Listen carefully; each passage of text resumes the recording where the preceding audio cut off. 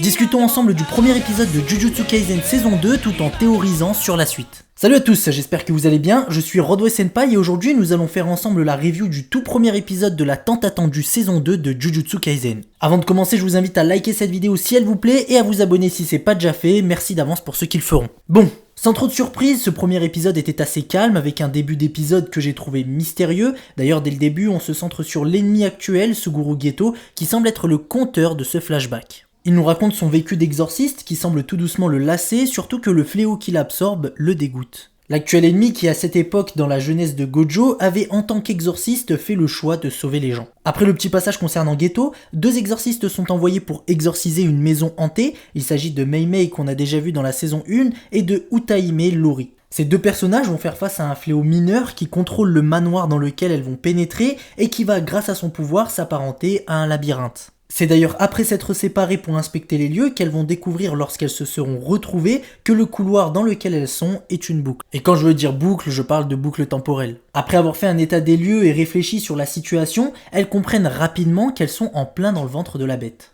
Elles finiront par comprendre que le couloir dans lequel elles sont est une boucle temporelle dont elles ne peuvent pas s'enfuir si elles ne réfléchissent pas autrement. Après une courte réflexion, les deux personnages trouvent une idée pour sortir de cette situation. Leur plan consiste pour chacune d'elles à courir l'une vers l'arrière du couloir et l'autre vers l'avant, et ce, le plus rapidement possible. Elles décident donc de mettre à exécution leur plan, un plan qui va fonctionner et qui va leur permettre de sortir de ce manoir. C'est seulement après ça que Gojo Satoru apparaît pour sauver Utahime, un Gojo bien plus jeune étant à ce moment-là un simple étudiant en première à l'école d'exorcisme. C'est seulement lorsque Mei et Gojo ont commencé à discuter que le fléau est apparu devant Utahime, sauvé par Geto. Après avoir mis hors d'état de nuire ce fléau, Shoko, Gojo et les autres apprendront à Utahime qu'en réalité elle était enfermée depuis 2 jours dans le manoir, ce qui justifie au final l'intervention de Gojo et des autres. À la suite de ça, Geto et Gojo Satoru vont se voir être assignés une mission, une demande spéciale d'un dénommé Tengen qui veut absolument que ce soit les 2 jeunes étudiants en exorcisme qui s'occupent de cette tâche. Leur mission consiste à protéger ce qu'ils appellent le plasma stellaire, c'est le nom qu'on donne à une personne qui est compatible avec Tengen,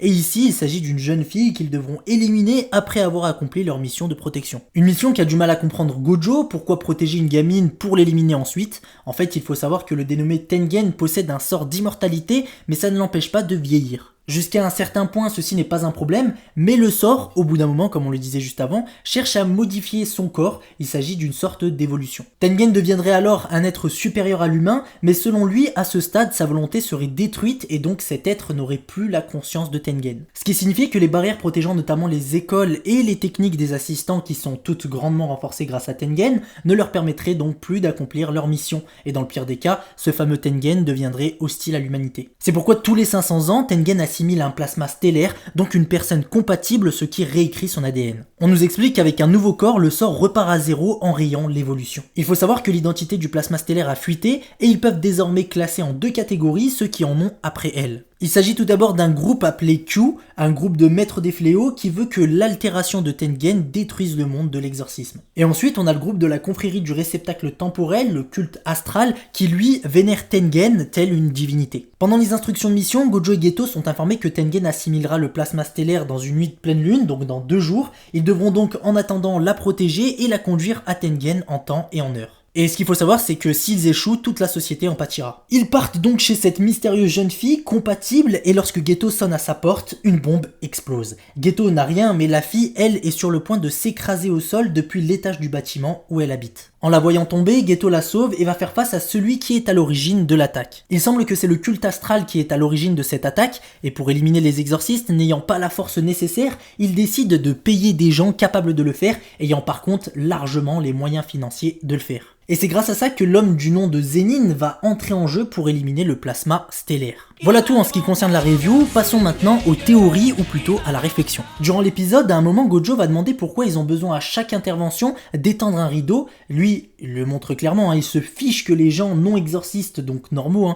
les captent, sachant qu'ils voient ni les fléaux ni les techniques utilisées. Et c'est donc Geto qui va lui répondre, lui disant que c'est important car pour freiner l'apparition de fléaux, il faut que la population soit calme et sereine. Donc à ce moment-là, Geto explique que le but est d'éviter de mettre la population en présence du danger, même quand elle ne peut pas le voir. Donc en sachant cela et maintenant que Geto est un ennemi, on peut facilement imaginer ce qu'il pourrait faire plus tard pour causer des problèmes aux exorcistes, et on pense notamment à l'incident de Shibuya qui sera adapté durant cette saison 2. Quand on regarde l'épisode, la première chose qu'on se dit c'est que Geto est un personnage hyper intelligent, et maintenant qu'il est du côté des ennemis, on peut se dire que vraiment ça peut être le personnage le plus dangereux. Jusque là c'est clairement le méchant de l'histoire. J'imagine que l'incident de Shibuya pourrait être un réel carnage touchant la population de toutes parts, au niveau physique en les blessant voire en les tuant, et au niveau psychologique pour installer une sorte de crainte bien ancrée dans leur esprit concernant les fléaux et autres. Donc voilà tout pour cette théorie, ou plutôt cette réflexion, et maintenant passons à la suivante. Ensuite, dans cet épisode, il y a un autre truc dont je voulais absolument qu'on traite, c'est la façon de penser de Geto quand il était étudiant à l'école d'exorcisme.